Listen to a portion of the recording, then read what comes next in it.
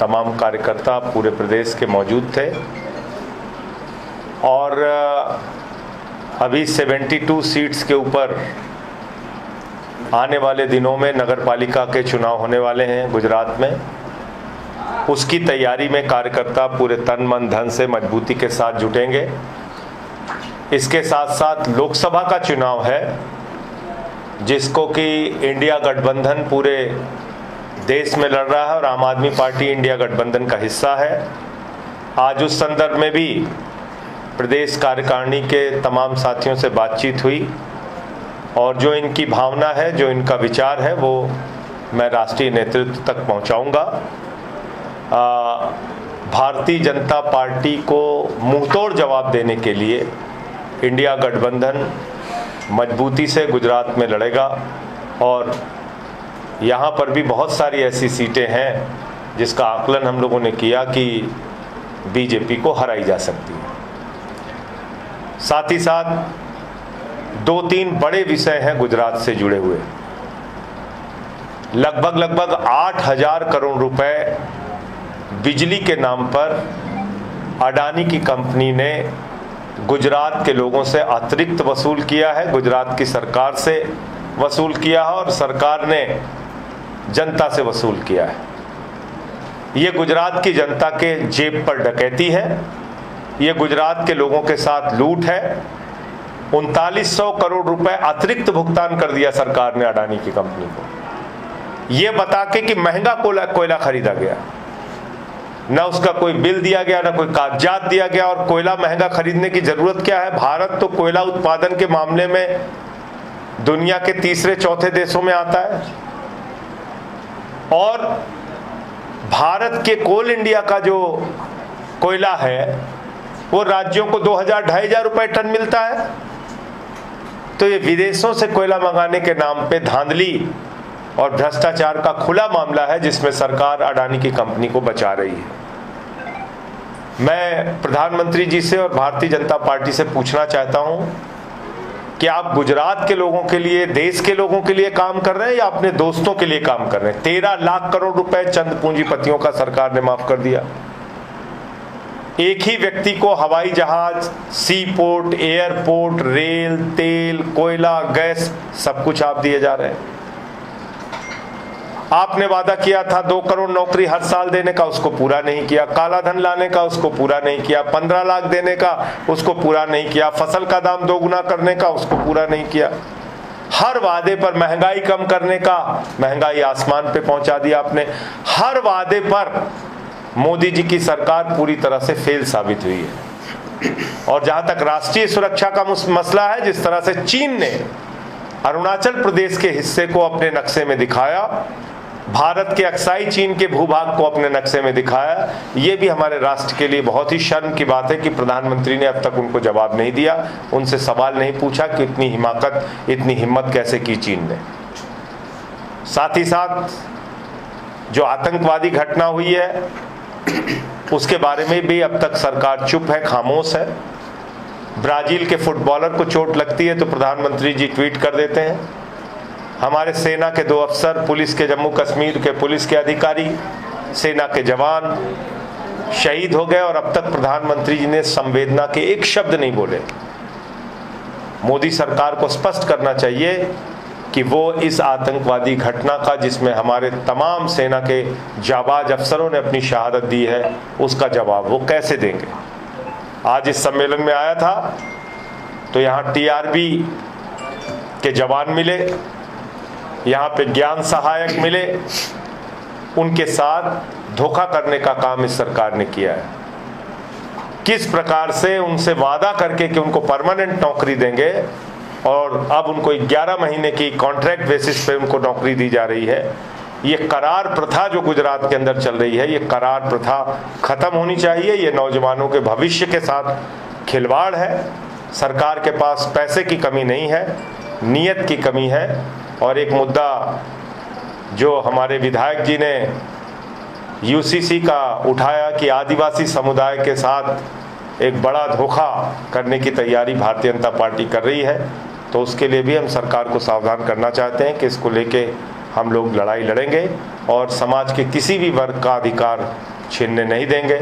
गुजरात की जनता ने हमें 14% वोट दिया है, 5 विधायक दिए हैं। पार्टी सड़क से सदन तक गुजरात के लोगों की मांगों को लेके लड़ती रहेगी, संघर्ष करती रहेगी। शुक्रिया।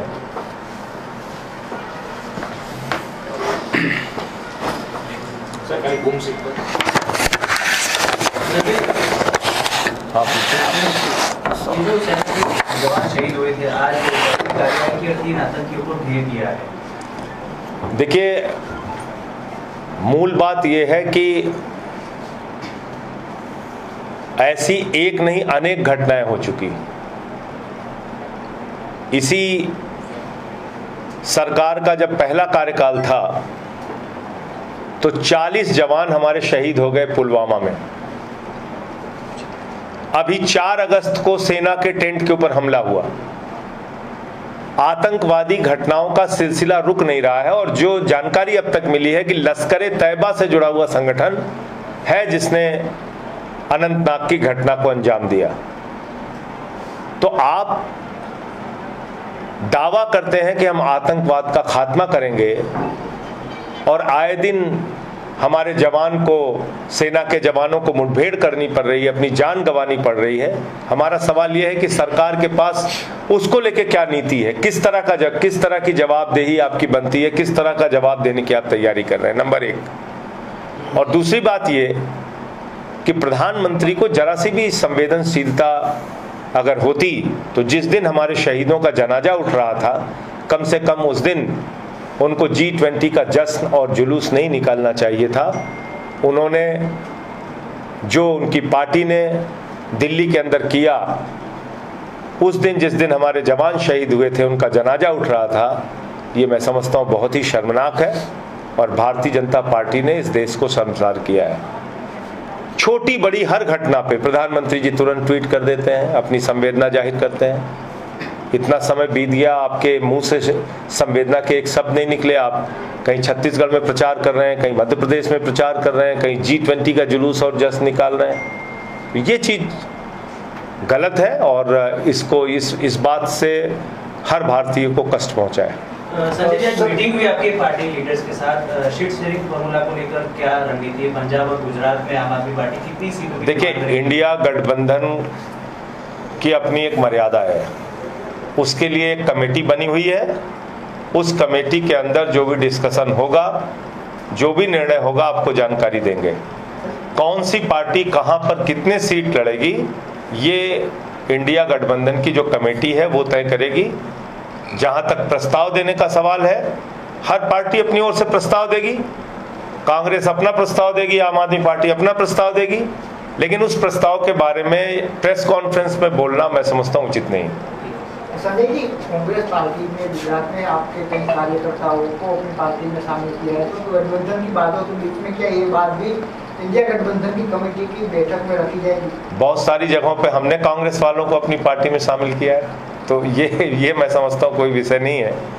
कहीं पे उनके कार्यकर्ता हमारी पार्टी में आएंगे, कहीं हमारी पार्टी के कार्यकर्ता, हो सकता है कुछ जगहों पे इक्का दुक्का गए हों, मैं नहीं जानता।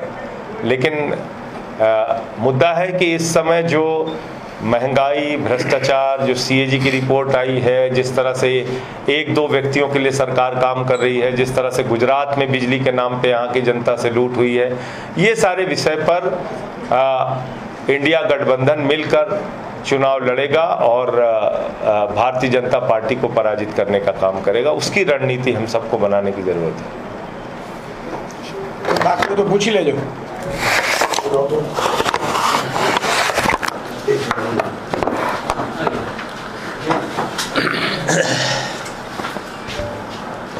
ओके, आज माननीय संजय सिंह जी અમારા રાજ્યસભાના સાંસદ અને ઇન્ડિયા ગઠબંધનની કમિટીના સભ્ય પણ છે, એમનો આજે જે અધિવેશન પદાધિકારીઓને રાખ્યું હતું અમદાવાદમાં, એમાં તેઓ આજે ઉપસ્થિત રહ્યા છે। આ સાથે જ આજે સવારે અમારી પ્રદેશ કાર્યકારીણી મિટિંગ એમની સાથે મળી હતી, જેમાં આગામી જે ચૂંટણીઓ આવી રહી છે, આગામી 72 નગરપાલિકાની ચૂંટણીઓ, સાથે સાથે આવનારી લોકસભાની ચૂંટણીઓ એને લઈને પણ આજે માનનીય સંજયસિંહજીને અમે અરવિંદ કેજરીવાલજીને જે અમે જે સીટો ઉપર મજબૂત હોઈએ એમને લઈને ડિસ્કશન કરી છે અને આગામી સમયમાં તેઓ માન્ય અરવિંદજીને રિપોર્ટ સુપ્રત કરશે. કારણ કે આગામી લોકસભાની ચૂંટણીમાં આજે ઇન્ડિયા લેવલે ઇન્ડિયા ગઠબંધનની ચર્ચા અને એની બેઠકો થઈ રહી છે.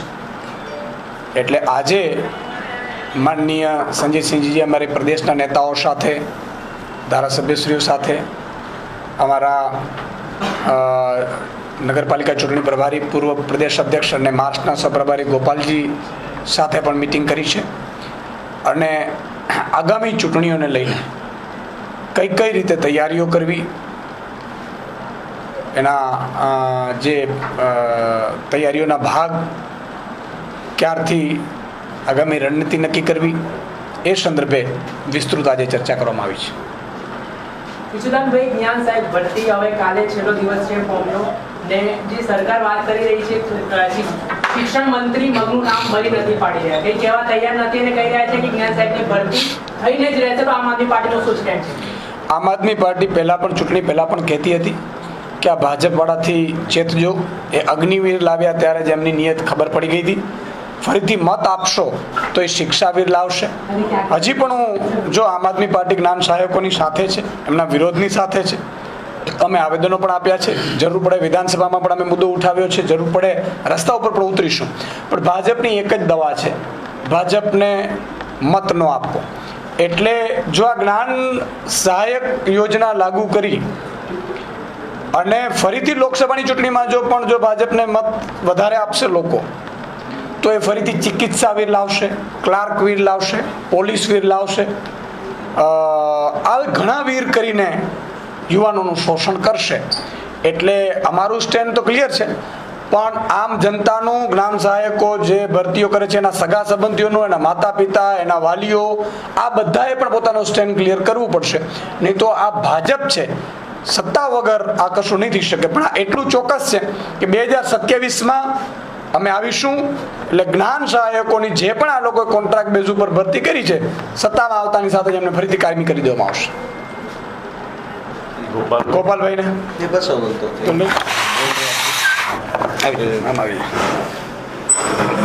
સૌનો ખૂબ ખૂબ આભાર. તો જેવી રીતે માનનીય સંજયસિંહજીએ જાણકારી આપી આજના કાર્યક્રમ વિશે, માનનીય ઈશુદાનભાઈએ જાણકારી આપી. આજે મહત્વના વિષય તરીકે આવનારી લોકસભામાં આમ આદમી પાર્ટી ગુજરાતમાં કેવી રીતે આગળ વધશે તેની મહત્વપૂર્ણ ચર્ચા થઈ છે. કઈ સીટો ઉપર આમ આદમી પાર્ટી પોતાનો પક્ષ રાખી શકે છે ઇન્ડિયા ગઠબંધનમાં, એની ચર્ચા કરી છે. માનનીય સંજયસિંહજી ગુજરાત પ્રદેશના સંગઠનની જે લાગણી છે અને જે ચર્ચા છે એ રાષ્ટ્રીય નેતૃત્વ સુધી અને ઇન્ડિયાની બેઠક સુધી પહોંચાડશે. આ સિવાય ગુજરાતની અંદર જે કંઈ પણ જનતાના મુદ્દાઓ છે, જ્ઞાન સહાયક હોય કે કોમન યુનિવર્સિટી એક્ટ બિલ હમણાં જે પસાર થયું છે એ છે, રખડતા ઢોરનો મુદ્દો છે, પોલીસ અને હોમગાર્ડનો મુદ્દો છે, એ સિવાય અન્ય જે કંઈ પણ ખેડૂતોના મુદ્દાઓ છે, તમામ મુદ્દાઓ પર સમયે અલગ અલગ પ્રકારના રાજકીય કાર્યક્રમોના માધ્યમથી ગુજરાતની જનતાનો અવાજ ઉઠાવતી રહે છે. અમારા 5 માનનીય ધારાસભ્યશ્રીઓ વિધાનસભાની અંદર પણ જેટલી અમને તક મળે છે બોલવાની, સવાલ પૂછવાની, એ પ્રમાણે જનતાનો અવાજ બનતા રહે છે. અમને પૂરો વિશ્વાસ છે કે જનતા આ ચૂંટણીમાં જેટલા મત આપ્યા છે એના કરતાં પણ ડબલ મત આવનારી તમામ ચૂંટણીઓમાં આપી અને આમ આદમી પાર્ટીને આગળ વધારશે. Thank you so much. विधायक जी हमारे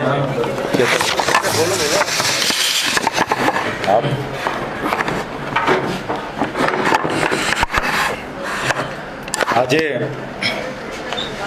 અમારે કાર્યકર્તા અધિવેશનમાં અમારા રાષ્ટ્રીય નેતા માનનીય સંજયસિંહ સાહેબ અહીં ઉપસ્થિત થયા છે અને આખા ગુજરાતની હાલની આમ આદમી પાર્ટીની જે કાર્ય પદ્ધતિ છે એનાથી વાકેફ એમને હમણાં કર્યા છે અને આવનાર દિવસોમાં 72 નગરપાલિકાઓની ચૂંટણી આવવાની છે. સાથે સાથે જે લોકસભા છે એની પણ ઝીણવટથી એમણે માહિતી લીધી છે. સાથે સાથે હમણાં જે વિધાનસભાનું સત્ર ચાલુ છે, ચોમાસું સત્ર, એમાં જ્ઞાન સહાયકોથી લઈ ખેડૂતોના પ્રશ્ન હોય, આઉટસોર્સિંગ કર્મચારીના પ્રશ્ન હોય, જૂની પેન્શન યોજનાની બાબત હોય, કે જર્જરિત શાળાનો મુદ્દો હોય, શિક્ષકોની ઘટનો મુદ્દો હોય, દરેક બાબતે અમે વિરોધ નોંધાવ્યો છે. સાથે સાથે જે જ્ઞાન સહાયકોનો આજે સરકાર જે 11 મહિનાના કરાર આધારિત જે જ્ઞાન સહાયકો લઈ આવી છે, ત્યારે અમે અઠવાડિયા પહેલાં પણ એનો ખૂબ મોટા પાયે વિધાનસભાની આગળ ગાંધીજીની પ્રતિમાની સામે અમે વિરોધ કર્યો હતો અને આવનાર દિવસોમાં સદનથી લઈને સડક સુધી જ્ઞાન સહાયક મિત્રો સાથે રહીને અમે એમને વિરોધ કરીશું અને સરકારને જગાડવાનું કામ કરીશું. જ્યાં પણ આખા ગુજરાતમાં કોઈ પણ વ્યક્તિ સાથે અન્યાય થશે કે કોઈ પણ સમાજનો કોઈ પણ પ્રશ્ન ઉપસ્થિત થશે, ત્યાં રચનાત્મક કાર્યક્રમો પણ આમ આદમી પાર્ટી આપશે અને આવનાર દિવસોમાં ગુજરાતમાં આમ આદમી પાર્ટીનું સંગઠન અને આમ આદમી પાર્ટીના તમામ લોકો ખૂબ મજબૂતાઈથી ભાજપની તનાશાહી સરકાર સામે અવાજ બનીને ઉતરશે. ચેતનભાઈ, તમને ભરૂચની સીટ ઉપરથી લોકસભાની ચૂંટણી લડવાનો મોકો પાર્ટી જવાબદારી આપે તો તમે સ્વીકારશો કે પછી વિધાનસભામાં જે ધારાસભ્ય જે પ્રકારે ચાલુ રાખશો કાર્ય? હું હાલમાં ડેડિયાપાડા વિધાનસભાનો ધારાસભ્ય છું. આટલી નાની ઉંમરમાં ત્યાંના લોકોએ મને આટલા આશીર્વાદ આપ્યા છે, એમાં હું ખુશ છું. પણ ભરૂચ લોકસભા સ્વાભાવિક રીતે મારો મત વિસ્તાર આવે છે અને ત્યાંના લોકોની લાગણી અને માગણી છે કે આવનાર દિવસોમાં ચૈતરભાઈ વસાવા ભરૂચ લોકસભા લડે. આજે દેશમાં 28 જેટલી વિપક્ષોનું ગઠબંધન થયું છે, ઇન્ડિયા એલાયન્સ થયું છે અને એલાયન્સમાં પાર્ટી હાઈકમાન્ડ જે પણ નક્કી કરશે, ગુજરાતમાં જે પણ સીટો કોંગ્રેસ સાથે શેરિંગ થશે એ આમ આદમી પાર્ટીની હશે, ત્યાં અમે લડીશું, ત્યાં કોંગ્રેસનો સહકાર લઈશું અને જ્યાં કોંગ્રેસના ઉમેદવારો હશે ત્યાં અમને મદદરૂપ બનીશું. પણ આજે આપણે વહેલા મળેલા છે, આવનાર દિવસોમાં સીટ શેરિંગની બેઠક થાય અને જેમ પણ નક્કી થશે એ રીતના આપણે આગળ વધીશું. Thank you. Subscribe now and press the bell icon. Never miss an update.